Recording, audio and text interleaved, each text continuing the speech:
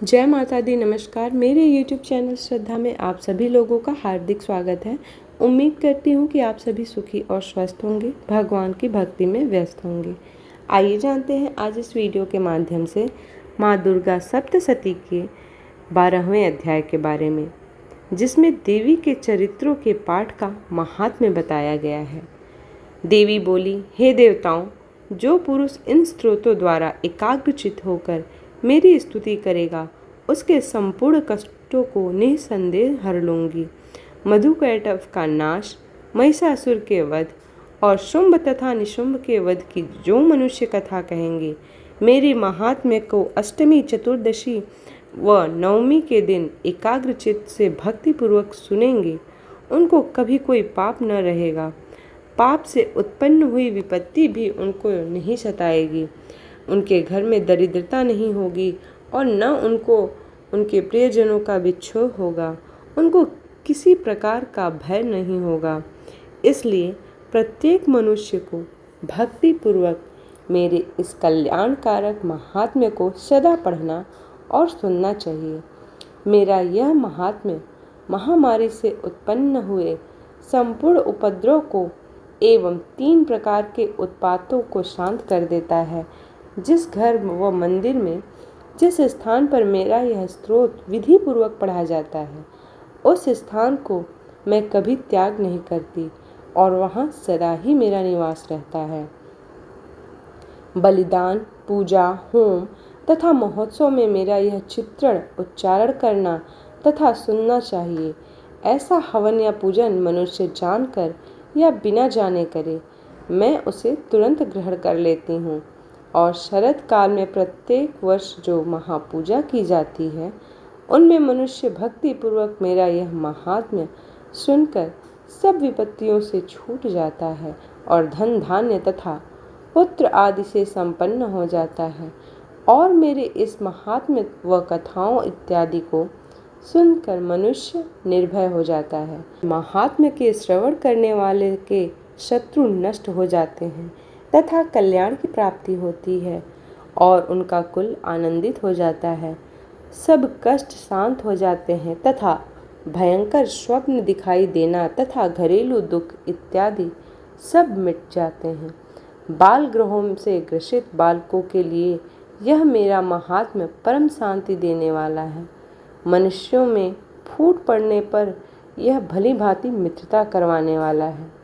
मेरा यह महात्म्य मनुष्यों को मेरी जैसी सामर्थ्य की प्राप्ति कराने वाला है। पशु, पुष्प, अर्घ्य, धूप, गंध, दीपक इत्यादि सामग्रियों द्वारा पूजन करने से ब्राह्मण को भोजन करा के, हवन करके, प्रतिदिन अभिषेक करके, नाना प्रकार के भोगों को अर्पण करके और प्रत्येक वर्ष दान इत्यादि करके जो मेरी आराधना की जाती है और उससे मैं जैसे प्रसन्न हो जाती हूँ, वैसे प्रसन्न ही इस चरित्र को सुनने से हो जाती हूँ। यह महात्म्य श्रवण करने पर पापों को हर लेती हूँ तथा आरोग्य प्रदान करती हूँ। मेरे प्रादुर्भाव का कीर्तन दुष्ट प्राणियों से रक्षा करने वाला है, युद्ध में दुष्ट दैत्यों का संहार करने वाला है।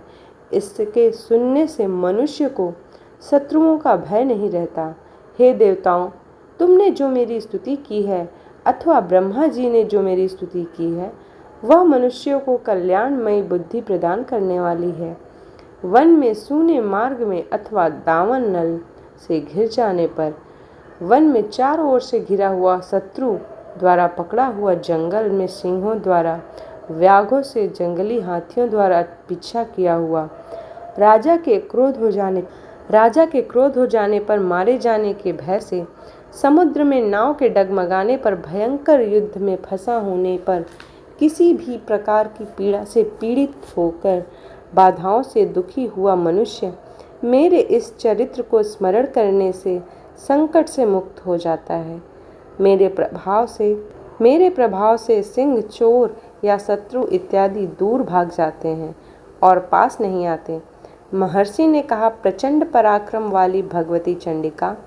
यो कहने के पश्चात सब देवताओं के देखते ही देखते अंतर्ध्यान हो गई और संपूर्ण देवता अपने शत्रुओं के मारे जाने पर पहले की तरह यज्ञ भाग का उपभोग करने लगे और उनको अपने अधिकार फिर से वापस प्राप्त हो गए तथा युद्ध में देवताओं के शत्रु शुंभ व निशुंभ के देवी के हाथों मारे जाने पर बाकी बचे हुए राक्षस पाताल को चले गए। हे राजन, इस प्रकार भगवती अंबिका नित्य होती हुई भी बार बार प्रकट होकर इस जगत का पालन करती हैं, इसको मोहित करती हैं, जन्म देती हैं और प्रार्थना करने पर समृद्धि प्रदान करती हैं। हे राजन, भगवती ही महाप्रलय के समय महामारी का रूप धारण करती हैं और वही संपूर्ण ब्रह्मांड में व्याप्त हैं और वही भगवती समय समय पर महाकाली तथा महामारी का रूप बनाती हैं और स्वयं अजन्मा होती हुई भी सृष्टि के रूप में प्रकट होती हैं।